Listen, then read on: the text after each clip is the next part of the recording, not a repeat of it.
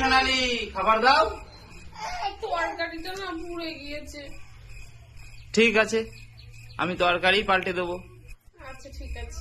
অত মন মরা কেন? আজকেও না তরকারিটা পুড়ে গিয়েছে। আজকেও তরকারি পুড়ে গেছে? ঠিক আছে, আমি কড়াই পাল্টে দেবো। রান্না হয়েছে?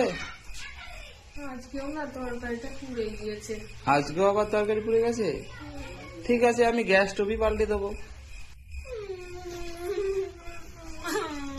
কি হলো?